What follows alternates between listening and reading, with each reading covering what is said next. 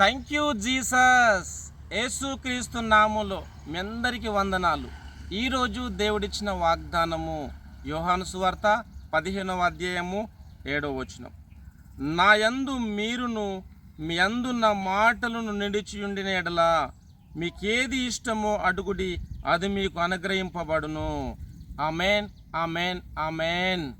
క్రీస్తునందు ప్రేమైన సహోదరి సహోదరులకు ఈరోజు దేవుడిచ్చిన అద్భుతమైన మాటలను బట్టి మనము దేవుని స్తుతించాలి.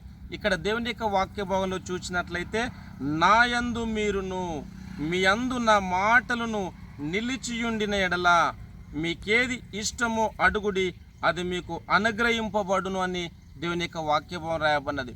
క్రీస్తునందు ప్రేమైన సహోదరి సహోదరులారా, మీరు ఏ పరిస్థితిలో ఉన్నను దేవుని మాటలు మీ అందు ఉండిన ఎడల మీరు ఏదైతే అడుగుతారో అది మీకు అనుగ్రహించబడుతుందని దేవుని యొక్క వాక్య భావం రాసి ఉంటుండగా ఆ దేవుని సన్నిధికి వెళ్ళండి, ప్రార్థించండి, దేవుని స్తుతించండి, ఆ నామాన్ని బట్టి స్తుతించి ప్రార్థించండి.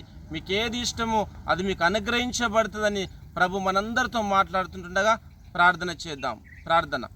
ప్రేమగల దేవ, మీకు వందనాలు తండ్రి. మీరు ఇచ్చిన అద్భుతమైన మాటలు బట్టి మేము స్తుతిస్తున్నాం.